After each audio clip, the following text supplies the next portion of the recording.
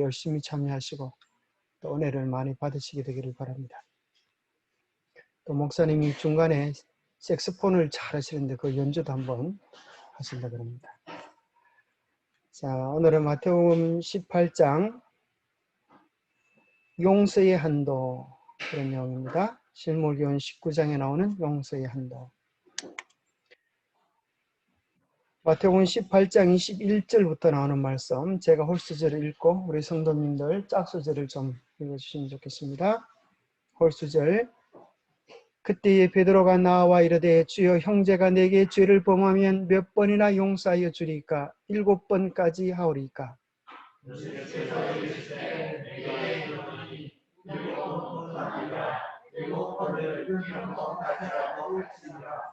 그러므로 천국은 그 종들과 결산하려 하던 어떤 임금과 같으니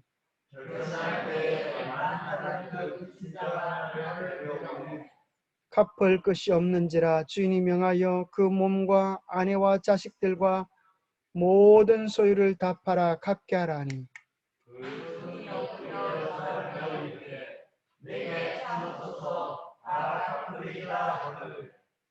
그 종의 주인이 불쌍히 여겨 놓아보내며 그 빚을 탕감하여 주었더니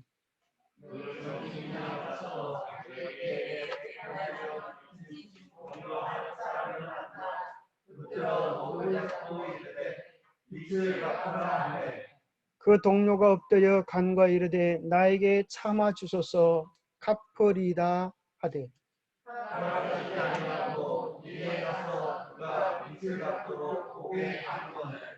그 동료들이 그것을 보고 몹시 딱하게 여겨 주인에게 가서 그 일을 다 알리니 이에 주인이 그를 불렀다가 말하되 악한 종아 내가 내 빚을 내가 너를 불쌍히 여김과 같이 너도 내 동료를 불쌍히 여김이 마땅하지 아니하냐고. 주인이 노하여 그 빚을 다 갚도록 그를 옥조에게 넘기니라. 너희가 각각 마음으로부터 형제를 용서하지 아니하면 나의 하늘 아버지께서도 너희에게 이와 같이 하시리라. 네, 오늘 말씀의 총 주제가 뭐 같아요? 네, 용서, 그죠? 용서에 뭐가 없다? 한도가 없는, 그죠? 제한이 없는 그런 용서를 하나님께서 우리가 베풀기를 원하십니다. 자, 이거 보면 한 사람 내용을 잠깐 보면, 자, 베드로가 주여 형제가 내게 죄를 범하면 몇 번이나 용서하리까? 7번까지 하오리까? 자, 여러분도 보통 몇 번 용서해 줄 수 있어요? 우리나라 삼시세판을 좋아해요. 이제 3번 정도는 좀 봐줄 수 있는데 4번, 그죠? 4번 용서주기 참 어렵습니다. 그죠? 그런데 베드로는 이제 보통 사람들이 하는 3번에다가 곱절을 한 데다가 또 완전수 7번을 하면 이 정도는 뭐 했다는 거예요? 용서를 많이 해준 것 아닙니까? 내가 7번까지 용서하오리까? 베드로 따는 인심을 많이 써가지고 최대한 7번을 얘기했어요. 근데 예수님이 뭐라 그랬어요? 7번뿐 아니라 7번을 70번까지라도 할지니라. 그때부터 계산 들어가는 소리죠. 그죠? 계산했다가 이제 7, 7은 49, 490번까지는 참아주고 491번째부터 이제 박살난다 이런 소리야? 그건 무슨 소리가?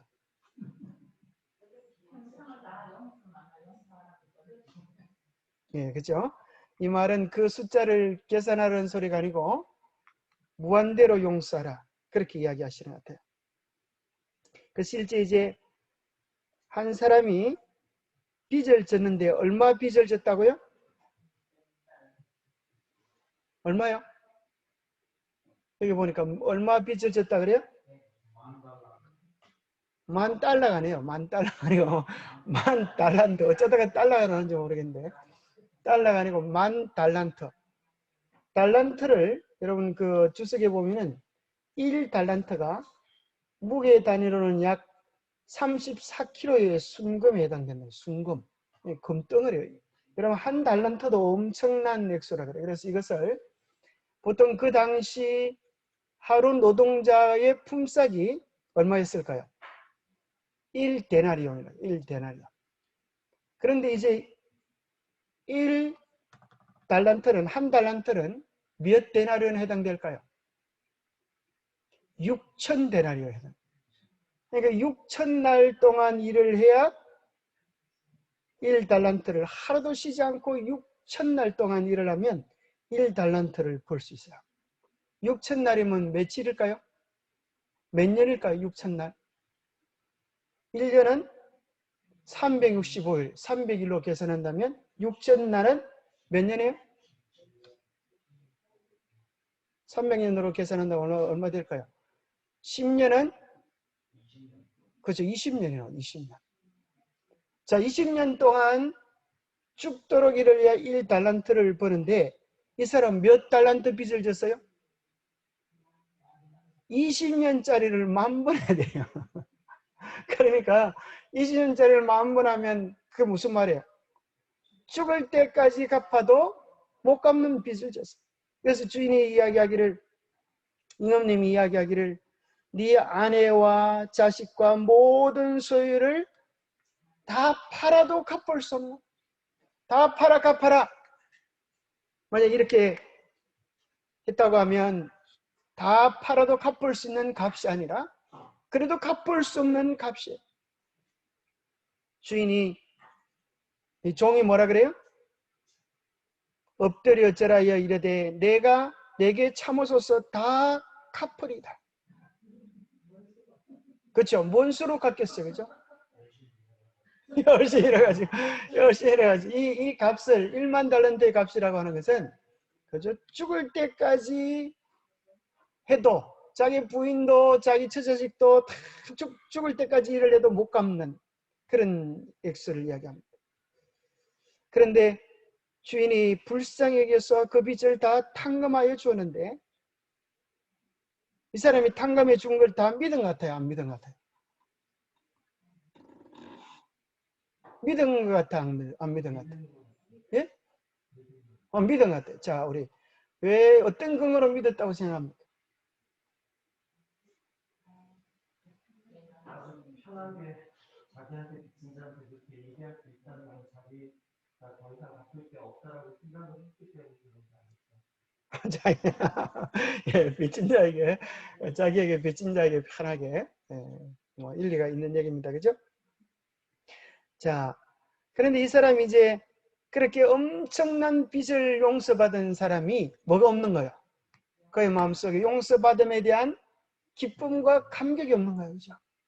정말 큰 빚을 용서받았으면 마음속에 기쁨과 즐거움이 넘쳐서 아주 눈꽃만한 빚을 진 사람의 값은 얼마든지 그죠? 용서해 줄 수 있는.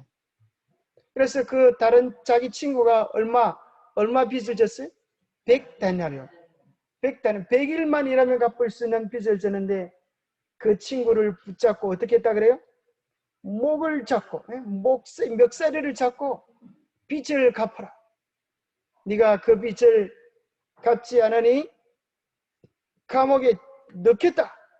아주 이렇게 감옥에 쳐넣어버렸어요. 이것을 갖다 임금님께 알리자 임금님이 뭐라 그래요? 악한 종아, 내가 빌기에 내 빚을 전부 탕감하여 줬거늘 내가 너를 불쌍히 여긴 것 같이 너도 내 동료를 불쌍히 여김이 마땅하지 아니하냐. 주인이 노하여 그 빚을 다 갚도록 그를 옥졸에게 넘기니라. 자, 이 사람이 이제 어떻게 됐어요? 예, 뭐 하지 않은 것 때문에 아주 사소한 작은 것을 베풀지 않은 것 때문에 그죠? 엄청나게 큰 감당할 수 없는 복을 잃어버렸어요. 오늘 우리도 그럴 수 있다는 거예요. 그죠? 너무 작은 거지만 우리가 받은 은혜에 비하여 너무 작은 거지만 사소한 것에 목숨을 걸다가 목이 잘려질 수도 있다는 거예요. 그죠? 그래서 우리가 기억해야 될 사실은 오늘 이 성경 속에서 우리에게 정말 가르치는 내용이 뭔가 하면 무슨 내용을 이야기하는 것 같아요? 여러분 한 중요한 교훈이 있다고 하면, 오늘 본문 속에서 중요한 교훈이 있다고 하면, 우리가 붙잡아야 될 내용이 있다고 하면 뭐 같아요?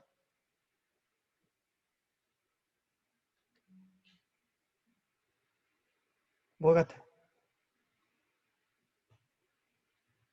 갑자기 공포의 침묵이 흐르는 거죠. 뭐 한 가지만 딱 한번, 자, 이쪽 편 저쪽 편 한 가지만 한번 해보겠습니다. 두 편으로 나눠 가지고, 자, 딱 한 가지 정말 중요한 주제다 이거. 자, 오늘은 언제까지 참아보겠습니다. 자,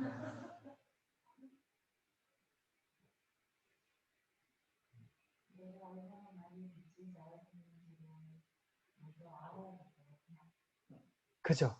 예, 정말 중요한 것은 내가 얼마나 많은 빚을 탕감받았는가, 그것을 이렇게 느끼는 것만큼 우리의 삶에서 나올 수 있습니다. 근데 이 사람은 아무래도 그런 것 같아요. 내가 갚을 부담을 가지고, 이미 다 용서받았는데도, 용서해 주셨는데도 용서받았다고 하는 사실을 믿지 못하고 갚아야 되겠다고 생각하니까 한 푼이라도 더 모아가지고 갚아 보려고 하는, 어떻게 보면 불쌍한 사람, 가련한 사람이 뭐 하지 못했어요? 못 믿어서. 못 믿으면 무슨 일이 벌어진 거예요? 못 믿으면 무슨 일이 벌어진 거예요? 못 믿으니까 그런 일이 벌어지지 않는 거예요. 그렇지 않아요? 그죠? 믿었으면 탕감받은 기쁨을 누리고 그 마음껏 사소한 것도 용서해주고 그 축복을 누릴 텐데, 그것을 믿지 않으니까, 용서받았다고 하는 사실을 믿지 않으니까 결국 못 믿게 되어버리고 그 빚이 다시 더 크게 늘어나 버린 거야. 참 희한하죠, 그죠? 예, 그런 것 같아요. 정말 중요한, 우리가 기억해야 될 사실은 용서받았다고 하는 것을 믿고 누리는 것이 얼마나 중요한가. 그걸 얘기해 주는 것 같아요. 그죠? 우리가 이 우리 마음속에 뭘 담아두고 사는가? 내가 용서받은 죄인이라고 하는 사실, 이것을 기억하고 사는가? 아니면 내가 얼마나 갚아야 될 빚이 얼마인가, 내가 얼마나 노력해야 되겠는가, 이걸 생각하고 사는가? 뭘 생각하는가에 따라 다르지만 우리의 삶의 열매도 달라진다. 우리의 생각하는 것에 따라서 우리의 열매도 달라진다. 은혜를 생각하면 은혜가 나오고, 빚을 생각하면 빚진 마음이 나오고, 그런 것 같아요. 우리 생각 속에 뭐가 가득 담겨져 있는가. 네, 이쪽 팀 한번 또 얘기해 보시기 바랍니다. 마음껏은 괜찮습니다. 중요하지 않아도. 아니, 앞에 나와서 단체 노래 한번 부르고 시작할까요?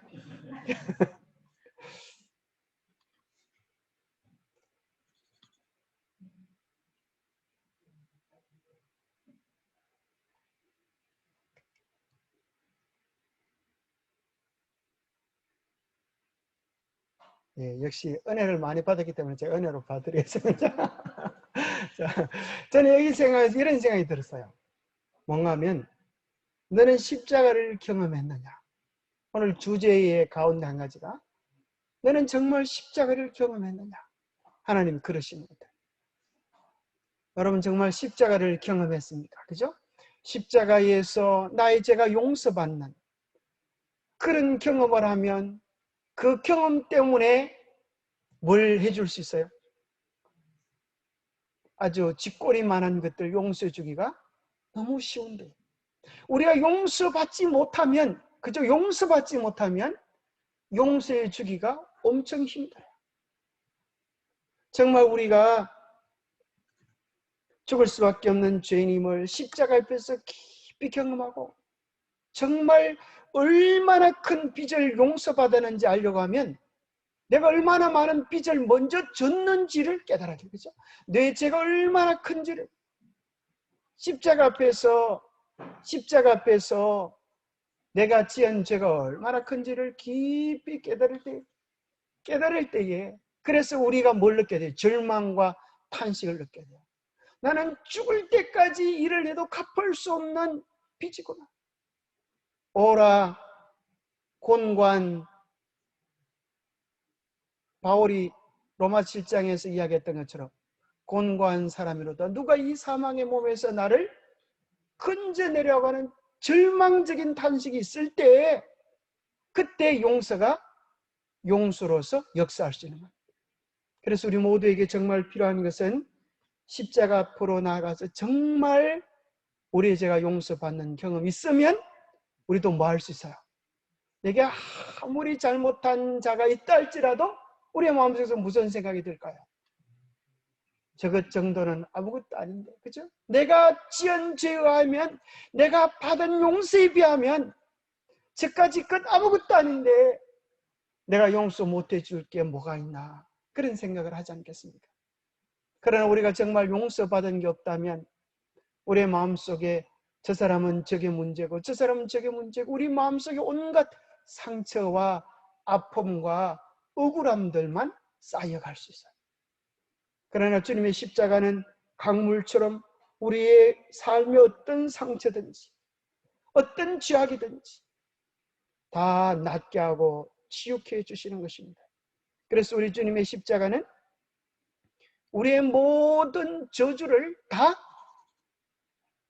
대신 저주 받으신 바 된 것이에요. 그래서 예수님의 십자가는 우리의 모든 저주를 대신 다 갚으시고 우리를 대신하여 저주 받으신 바 되신 것입니다.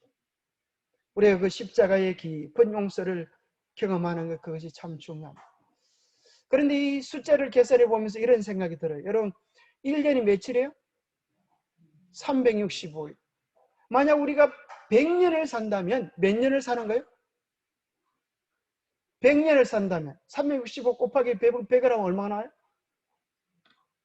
36,500일을 살아요. 그죠? 여러분 뭐 오래 사는 것 같지만 100년을 살아도 36,500일밖에 안 살아요.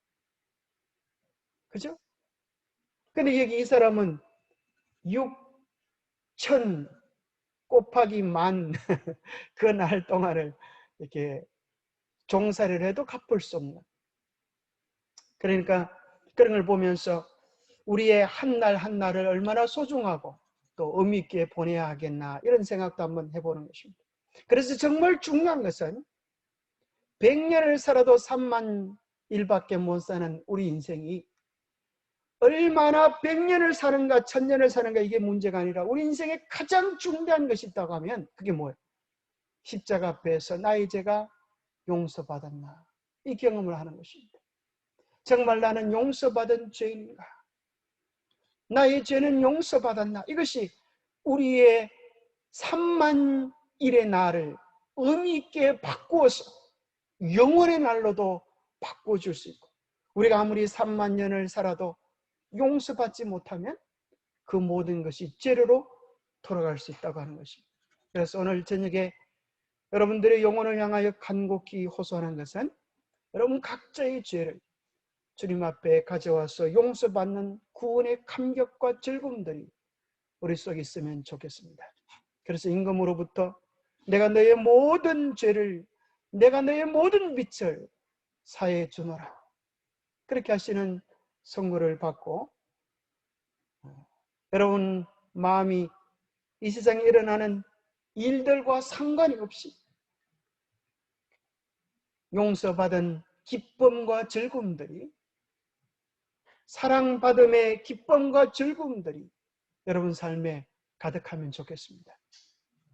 예수님의 그 한없는 사랑, 그죠? 죽을 때까지 갚아도 다 갚을 수 없는 그 사랑이 우리의 마음을 강물처럼 그렇게 넘실대면 좋겠습니다.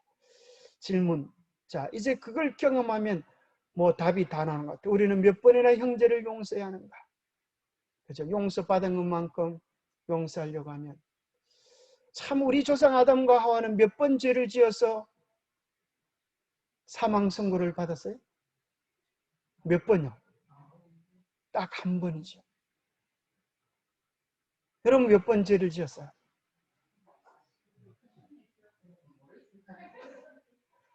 참 하나님의 은혜가 크시지 않겠죠? 딱 한 번 지어서 에덴을 쫓겨나는데 우리는 정말 몇 번 죄를 지었나? 또 우리 마음속에 죄지을 작정도 하고 계시죠. 주님께서 또 용서하셔도 또 죄지을 작정까지도 마음에 품고 있어요. 하나님께서 우리 마음을 알고 계세요. 그럼에도 불구하고 하나님은 그래도 용서하세요. 그죠? 하나님의 용서하심, 우리를 용서해 주심은 제한이 없으십니다. 그런데 하나님도 용서해 주지 못하는 죄가 있어요. 무슨 죄죠? 성령을 거역하면 용서하지 못하시는데 성령을 거역하는 죄는 뭘까요? 구체적으로 뭐가 성령을 거역한 죄일까요? 우리가 주님 앞에 나와서 고백하지 않는 죄입니다. 성령께서 우리 마음속에 탄원하실 때 나와서 고백하지 않는 죄는 용서받을 수가 없어요. 왜요? 내놔야 되는데. 그래서 주님은 우리가 주님 앞에 나와서 우리의 죄를 고백하면 몇 번이든지 용서해 주신다고 하는 것입니다. 10,000달란트 빚진 자는 왜 100데나리온 빚진 자를 용서해 주지 않았나?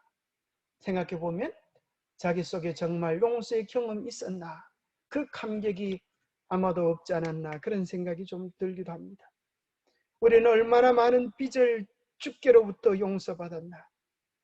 우리 각자 한번 생각해 보시기 바랍니다. 얼마나 많은 죄를 용서받았나?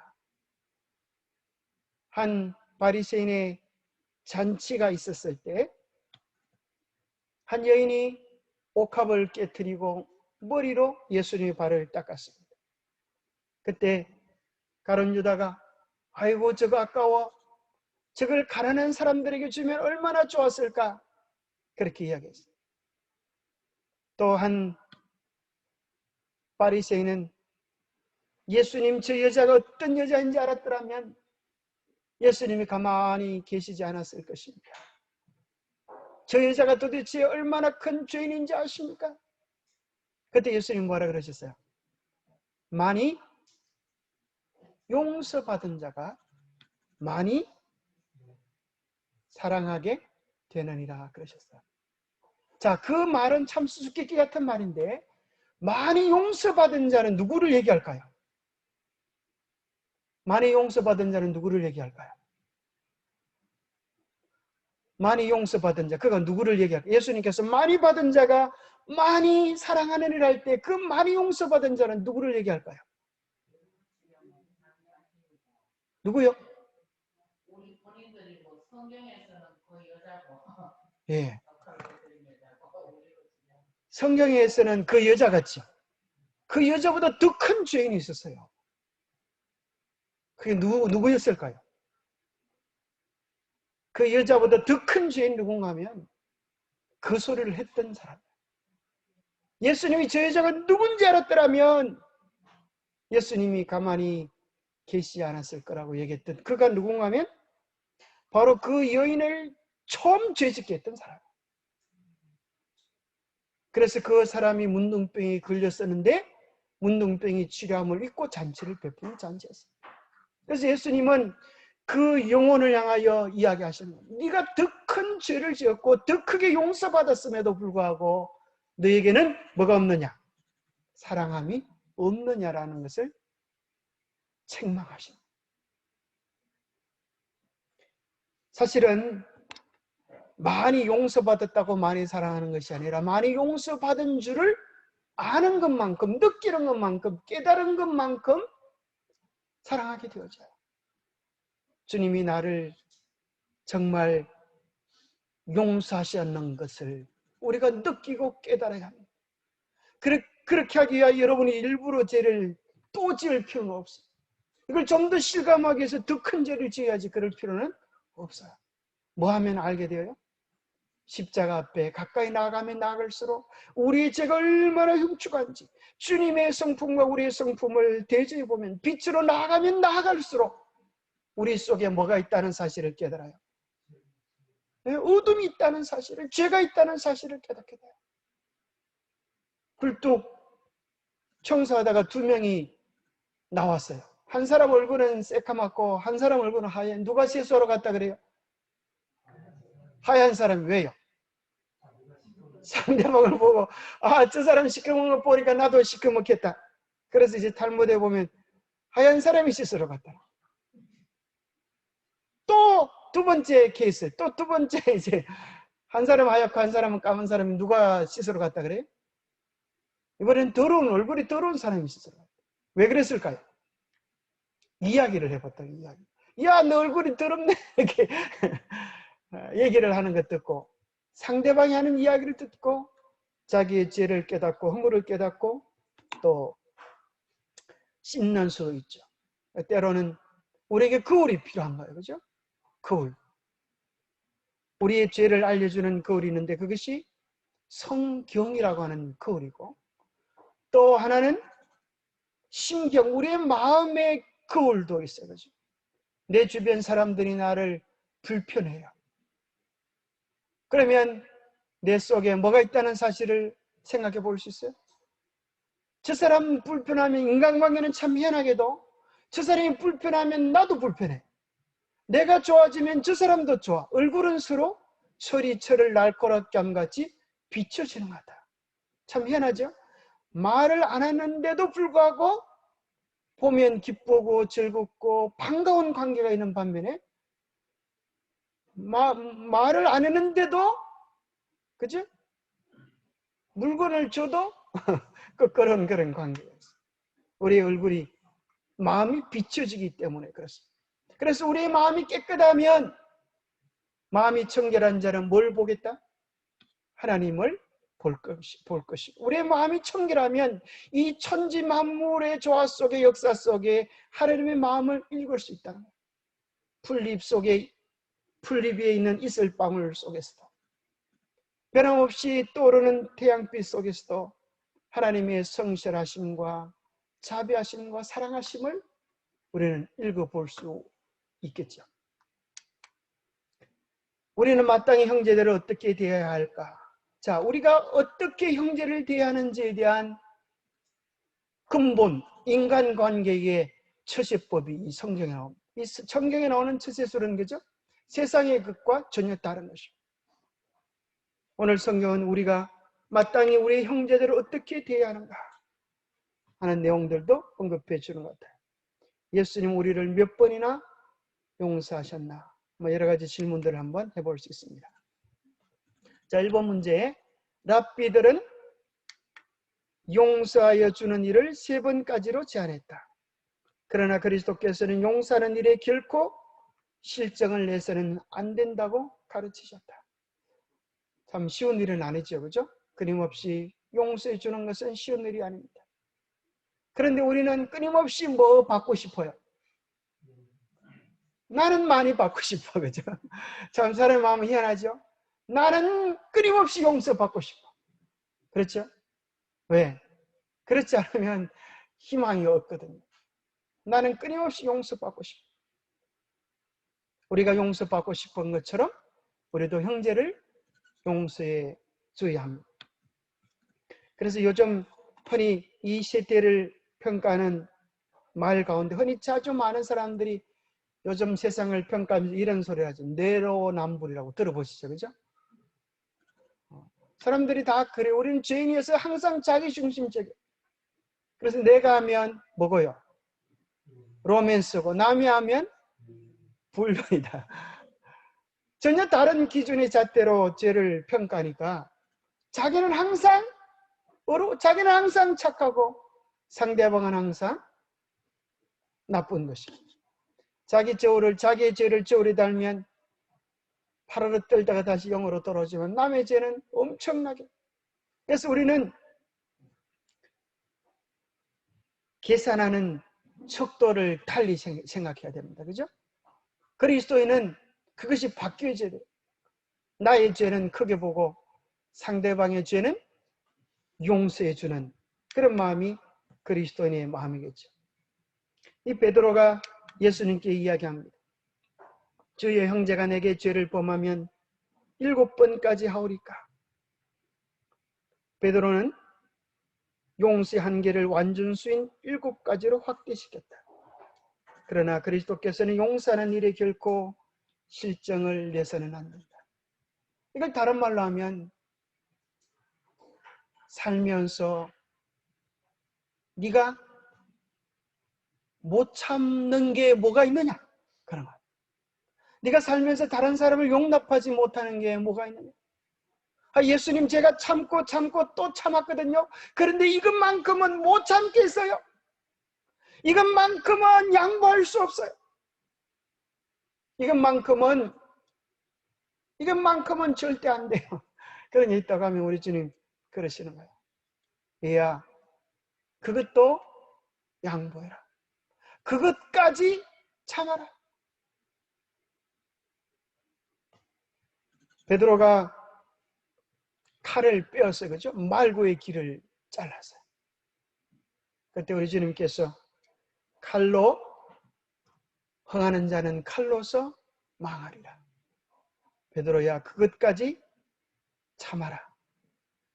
우리 그리스도인들은 예수님의 사랑을 실천하기 위하여 연습하는 사람들.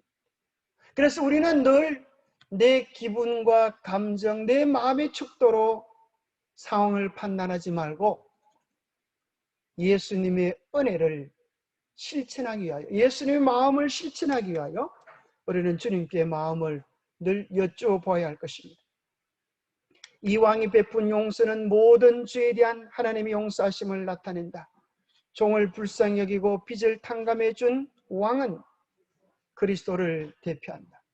그리스도께서 우리의 모든 죄를 용서하셨습니다. 그분은 우리 죄를 위하여 당신 자신을 주시고 각 사람에게 피로 사신 용서를 값없이 제공해 주셨습니다. 여호와께는 인자심과 풍성한 구속이 있습니다. 다음의 말씀에서 우리가 마땅히 우리와 같은 죄인들에게 인자를 베풀어야 할 근거를 찾을 수 있다. 사랑하는 자들아, 하나님이 이같이 우리를 사랑하셨은즉 우리도 서로 사랑하는 것이 마땅하다. 너희가 그저 받았으니 그저 주어라. 이것이 그리스도께서 우리에게 가르치시는 내용입니다. 사랑하는 자들아, 하나님이 이같이 우리를 용서하셨은즉 우리도 서로 용서하는 것이 마땅합니다. 오늘날에도 얼마나 많은 사람이 이와 같은 정신을 나타내고 있는가. 그 빚진 자가 임금에게 자비로운 처분을 호소했을 때에 그는 자기의 빚이 얼마나 큰지를 깨닫지 못하고 있었다. 그는 내게 참으소서 다 갚으리다라고 말했다. 이와 같이 하나님의 은총을 자기 자신의 어떤 행위로 얻어보려고 하는 사람들이 오늘날에도 있다. 그런 사람들은 자기들의 무능력을 깨닫지 못한다. 그들은 하나님의 은혜를 값없이 주시는 선물로 받지 않고 자신들의 의로움을 내세우려고 한다. 참 어리석은 사람이요, 그저 불쌍한 사람이요. 오늘 하나님께서 베푸르신 구원을 믿지 못하면 죄송하지만 누리지 못하게 됩니다. 주님께서 우리를 더 큰 은혜로 용서하셨음을 믿지 못하면 용서를 누리지 못하게 됩니다. 여러분의 행위와 여러분의 수고로 빚을 탕감받기 위해 애쓰지 마시기 바랍니다. 우리의 죄는 우리의 선행으로 씻을 정도의 그런 양이 아니기 때문에 그렇습니다. 그래서 우리는 십자가를 붙잡지 않으면, 십자가를 의지하지 않으면 아무도 희망이 없습니다. 그래서 우리는 오직 그리스도라는 구호를 외칠 수 있게 되기를 바랍니다. 그리스도를 의지할 때 우리는 실족함을 당하지 않게 될 것입니다. 마귀가 우리의 죄를 지적하면서 너는 도무지 희망이 없다라고 이야기할 때에 우리는 그리스도의 보혈을 주장할 수 있습니다. 네가 이야기하는 것처럼 그것은 사실이다. 그러나 나는 우리 주님께서 십자가에서 나의 죄를 못 박아 주셨음을 나는 믿는다. 나는 희망이 없지만 나는 예수 그리스도를 의지한다라고 하는 것이 우리의 자랑과 고백이 되기를 바랍니다. 죄로 인해 그들의 마음을 찢고 겸비하게 하지 않을 뿐 아니라 다른 사람에 대해서도 각박하고 용서하는 마음이었다. 저희가 하나님께 지은 죄를 저희 형제가 그들에게 지은 죄와 비교한다면 1만 달란트 대 100데나리요. 즉 거의 100만 대이나 되는데도 저희는 용서하는 마음이 없다. 우리가 주님께 용서받은 것에 비하면 형제들의 죄는 세 발의 피다 이거죠. 세 발의 피다. 그래서 우리는 참으로 죄로 인하여, 우리의 죄로 인하여 마음을 찢고 겸비하게 하는 경험, 그래서 그 속에서 참된 용서를 경험하는 그런 경험이 우리 모두에게 필요합니다. 십자가를 깊이 경험한 것만큼 우리는 제대로 된 신앙, 깊이 있는 신앙을 할 수가 있습니다.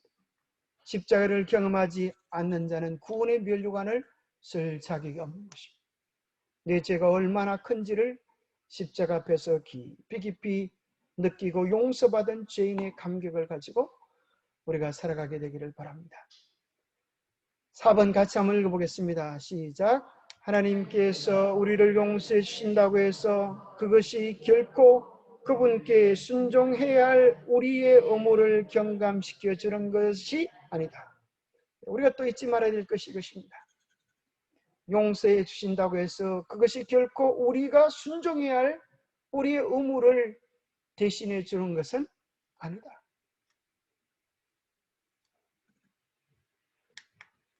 그들이 비록 지혜롭지 못한 처사로 인하여 빚을 갚지 못한다더라도 우리는 그들을 옥에 가두거나 압제하거나 난폭하게 되어서는 안 된다는 뜻이다. 그러나 이 비유의 교훈이 태만을 조장하는 것은 아니다.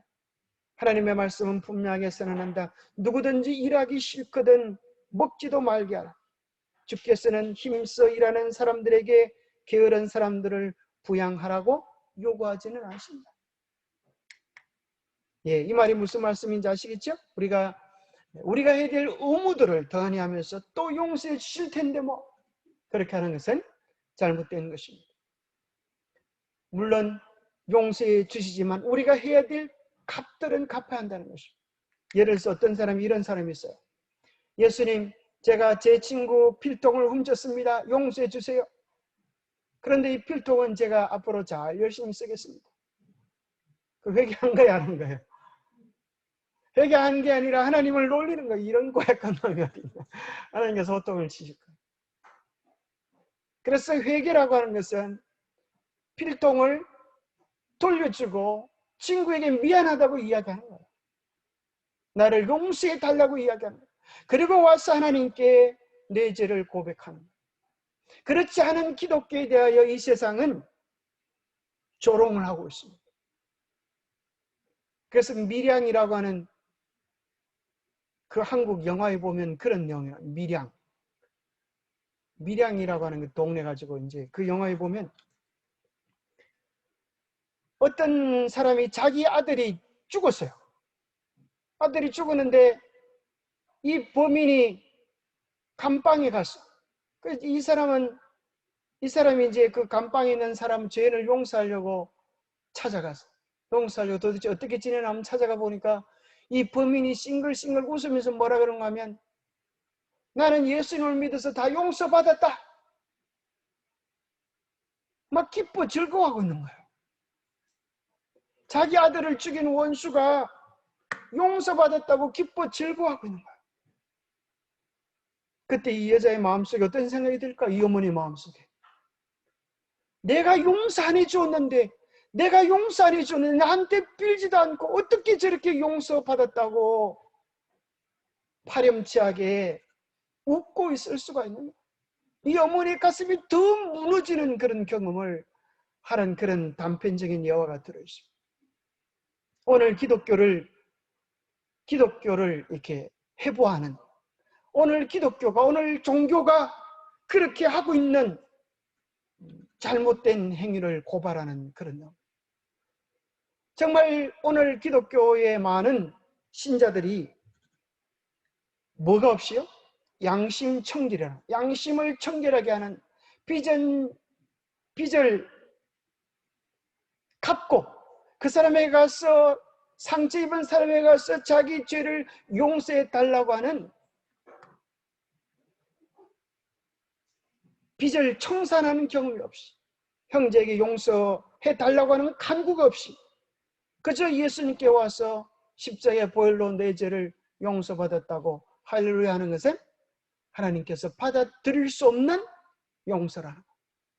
어떻게 보면 예수님께서 이야기하기를 내가 하나님께 참으로 예배하려고 하거든 내 형제에 가서 먼저 용서함을 받고 와라. 그렇게 말씀하고 계시는 것입니다. 그래서 결코 우리는 기도가 우리의 의무를 대신해 줄 수 없다고 하는 사실을 기억해야 합니다. 공부를 하지 않고 입시생에 와가지고 하나님 시험 잘 보게 해주세요. 그렇게 하는 것은 뭐 하는 거예요? 부처 앞에 복 달라고 복을 비는 것과 똑같은 그런 것이 잘못된 구복신앙. 우리가 해야 될 마땅한 의무를 등한히 하고 그저 빌기만 하는 것은 하나님께서 간합할 수 없는 것이라고 하는 그런 사실을 깨달아야 합니다. 자, 5번 주께서는 힘써 일하는 사람들에게 게으른 사람들을 부양하라고 요구하지 않으신다. 많은 사람들은 시간을 쓸데없이 낭비하고 노력을 적게 함으로 가난하고 궁핍하게 되는 그런 사람들도 있다는 것입니다. 자, 그러나 우리는 죄를 경하게 여기서는 안 된다. 주께서는 우리에게 우리 형제의 죄를 용인하지 말라고 명하셨다. 그런 말씀하시기를 만일 내 형제가 죄를 범하거든 경계하라. 죄를 죄라고 지적해 주므로 죄를 범한 자로 하여금 그것을 분명히 알도록 해야 한다. 자, 이게 무슨 말씀인지 아시겠어요? 아까끼는 용서를 다해 주라 그래 놓고 이번에는 또 죄를 죄라고 이야기하라는 말씀 무슨 말씀이에요? 뭐 할 때? 죄를 회개할 때, 그죠? 사할 때, 사해달라고 요청할 때 그렇게 하는 것이라는 것이죠. 우리 주께서는 그리스도인 사이에 생기는 어려운 문제는 교회 내에서 해결하라고 가르치셨다. 이러한 어려운 문제를 하나님을 두려워하지 아니하는 불신자들 앞에 내놓지 말아야 한다. 스스로 원수를 갚으려고 하는 대신에 그로 하여금 자기의 형제를 구원하려고 힘쓰게 하라. 하나님께서는 당신을 사랑하고 두려워하는 자들의 복리를 보호하여 주신다. 자, 여기서 우리가 중요한 그리스도인의 원칙을 발견하게 됩니다. 우리는 결코 스스로 원수를 갚으려고 해서는 안 된다는 것입니다. 자, 여러분들이 원수 갚고 싶어하는 마음이 있습니까? 그건 성경에서 받아들이지 않는 그런 원칙입니다. 그래서 성경에 보면 다윗 시대 때 어떤 친구가 자기 동생을 죽였어요. 그래서 그를 몰래 불러가지고 친한 척 하다가 칼로 찔러 죽입니다. 그런 내용이 나옵니다. 거기에 대해서 하나님께서는 엄중한 벌을 내리시는 것이 나옵니다. 그래서 우리는 원수 갚는 것이 내게 있으니 내가 갚으리라. 그것이 하나님께서 우리에게 이야기하는 것입니다. 우리는 형제를 사랑하고 용서하고 구원하기 위하여 애쓰는 것. 그렇게 할 때에 하나님께서 우리를 더 사랑해 주시고 우리의 마음의 상처와 어려움들이 아물도록 도와주시는 것입니다. 그러므로 우리는 우리의 확신을 가지고 바르게 재판하시는 주께 우리의 사정을 맡길 수 있다. 우리 자신은 모든 일에 하나님께서 거저 주시는 은혜의 빛을 지고 있다.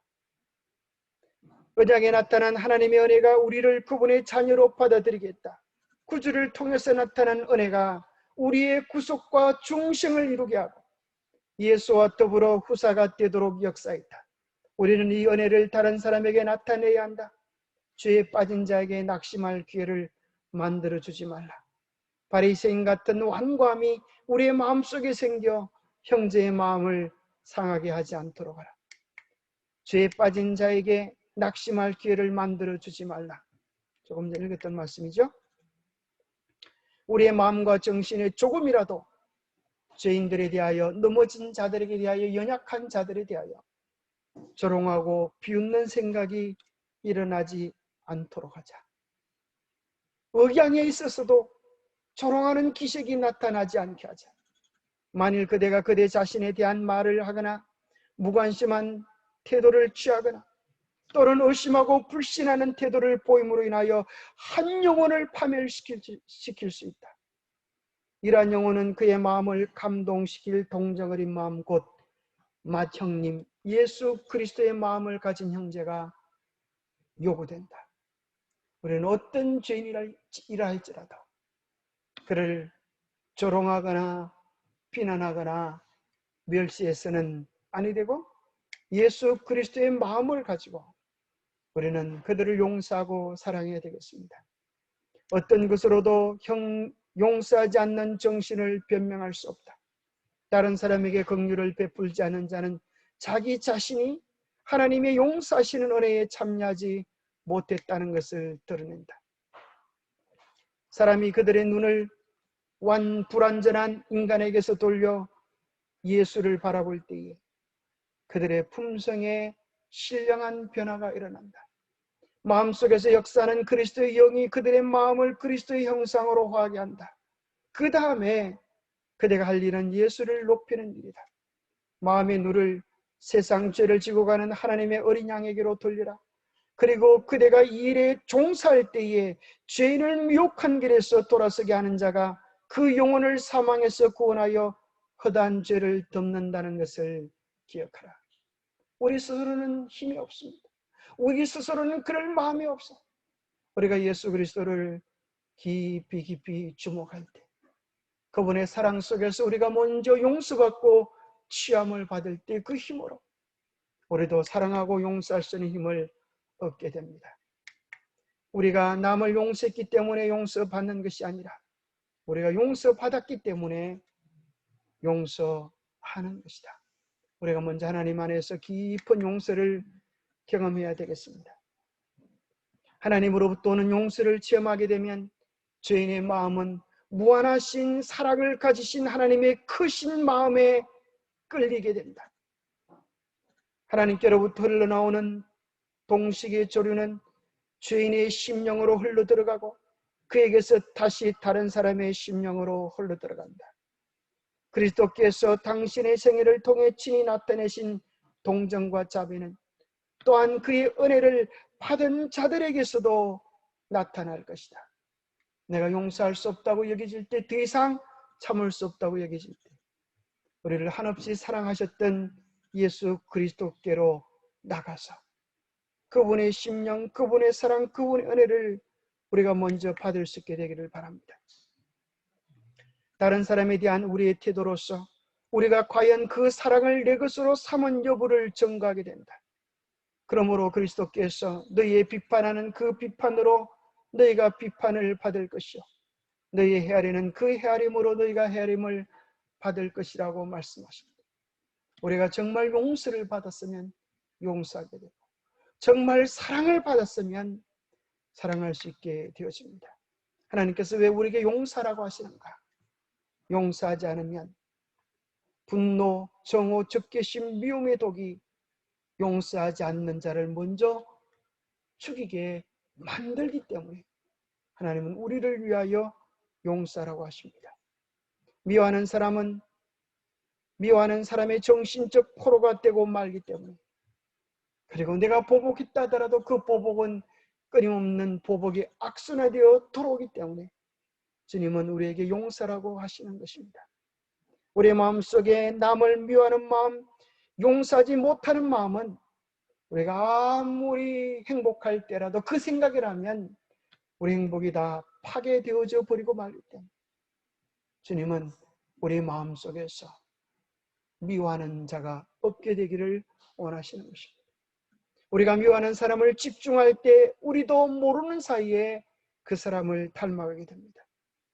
우리의 마음속에 미워하는 사람이 있으면 우리의 마음속에 부정적 마음, 원망의 마음, 절망, 분노가 나도 모르게 쌓여지면서 우리의 몸과 마음과 영혼이 병들어지게 됩니다. 미움의 줄을 끊지 않으면 어떤 죄든지 그 죄가 우리를 결국에는 멸망으로 끌어가고 사단의 포로가 되도록 만들기 때문입니다. 넬슨 만델라라고 하는 분은 백인 치하에 27년간 감금 생활을 하면서 온갖 고생을 당했습니다. 그러다가 그가 나왔을 때, 그가 정권을 잡게 되었을 때 보복에 대학살이 일어날 것을 많은 사람들이 예상했습니다. 왜냐하면 그의 아내와 자식들을 다 백인들이 앗아갔기 때문입니다. 그가 27년간 갇혀 있었던 감옥입니다. 얼마나 불편하고 얼마나 원망스러운 것입니다. 그러나 그는 감옥에서 나와서 진실과 화해위원회를 만들어서 누구든지 거기에 나와서 잘못을 뉘우치기만 하면 모두 용서하기로 그렇게 했습니다. 그러면서 신문 기자가 물었습니다. 어떻게 당신은 그들을 용서해 줄 수 있습니까? 그는 이렇게 말했습니다. 나는 정오 하나로 그 세월을 버텨왔습니다. 사실 제 마음속에는 정오가 있었습니다. 매일 돌을 깨는 노동을 하면서 백인들이 나의 아내와 자식들을 다 앗아갔습니다. 그러나 내가 허락하지 않는 한 나의 사상과 생각은 앗아갈 수 없습니다. 감옥에서 나서는 순간 분노가 용솟음쳤지만 내가 계속 그들을 미워한다면 27년간 그들이 나를 소유했던 것처럼 나는 계속해서 그들의 소유일 수밖에 없었을 것입니다. 그래서 나는 모든 것에서 자유함을 얻으려고 나는 그들을 용서하기로 작정했습니다. 그것이야말로 벗어나는 일입니다. 그것이야말로 어둠 속에서 빛으로 나오는 일입니다. 코리텐 붐이라고 하는 믿음의 사람은 이렇게 고백합니다. 자기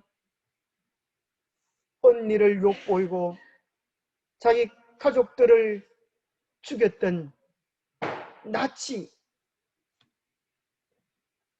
병사를 만났습니다. 그는 제2차 세계대전이 끝나고 사람들에게 용서에 대한 집회를 끊임없이 하고 마치고 나면 항상 사람들에게 용서하십시오, 용서하십시오 인사를 했는데 어느 집회에서 자기의 원수, 자기 언니를 괴롭혔던 그 원수를 만난 것입니다. 그 순간 내 심장은 얼어붙는 것 같았습니다. 나는 한마디로 하나님 저 인간만은 용서할 수가 없습니다 라고 말했습니다. 그것이 코리 여사의 솔직한 마음이었습니다. 그러나 용서와 사랑을 외치고 있던 이 코리 여사 앞을 향하여 자기에게 결정적인 피를 입혔던 쳐 죽이고 싶었던 그가 한 걸음 한 걸음 다가오는 것입니다. 하나님은 계속 이 코리 여사의 마음속에 이렇게 말씀하시고 있었습니다. 코리야 용서하거라. 하나님 저 인간만은 용서할 수가 없어요. 용서하거라. 하나님 저는 못해요. 이렇게 내적인 싸움을 하고 있는 동안 그 원수 같던 사람은 벌써 코리 여사의 눈앞까지 다가왔습니다. 나는 내가 저 사람을 용서할 수 있느냐 없느냐를 묻고 있는 것이 아니라 용서하겠느냐 안 하겠느냐 묻고 있는 것이다. 용서라는 것은 나의 명령인데 내 명령 앞에 순종하겠느냐 그렇지 않겠느냐. 하나님의 음성이 다시 새롭게 그녀의 심령 속에 들려왔습니다. 하나님, 그것이 하나님의 명령이라고 하면 저는 주님의 종이니 순종할 수밖에 없습니다. 그런데 이상한 일은 내가 하나님의 명령에 순종하여 손을 내밀어 그를 안는 순간 주께서 내 마음속에 그를 진심으로 용서할 수 있는 마음을 부어주셨습니다. 하나님께서 용서할 수 있는 마음을 부어주셔서 원수를 진정으로 용서할 수 있도록 해주셨습니다. 명령을 수행할 수 있는 능력은 성령의 의지한 순종을 통해서만 가능합니다.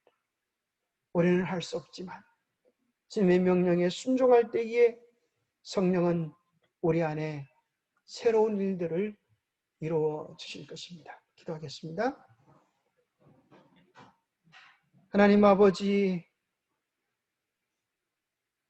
우리로 하여금 십자가를 경험하게 도와주시옵소서.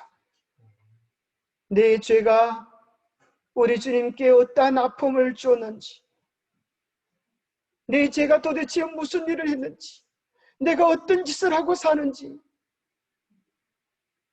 십자가 앞에서 깊이 깊이 깨닫고 절망하게 도와주시고, 용서받을 수 없는 죄를 지은, 절망적 죄를 지은 우리를 발견하게 도와주시옵소서.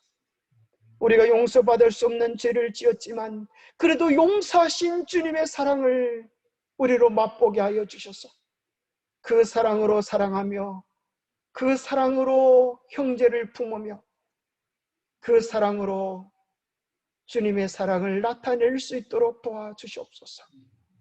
용서받을 수 없는 나를 용서하신 그 사랑이 이제 우리를 변화시켜서 아무도 용서받을 수 없는 죄인이 없음을 우리의 삶에서 나타내게 우리를 축복하여 주시옵소서. 이제는 더 이상 미움의 감정, 그늘진 감정으로 살아가지 않게 하시고, 우리가 미워하고 용서해 줄 수 없는 것은 나 스스로를 용서받을 수 없는 죄인으로 인정하는 우리의 교만임을 고백하고 주님의 사랑으로 사랑하며 용서하며 주님의 심정으로 주님처럼 대할 수 있는 우리 모두가 되도록 축복하여 주시옵소서. 우리가 먼저 십자가를 경험하고 십자가의 사랑으로 참된 자유와 기쁨과 희락을 누릴 수 있는 우리 모두가 되게 축복하여 주시옵소서.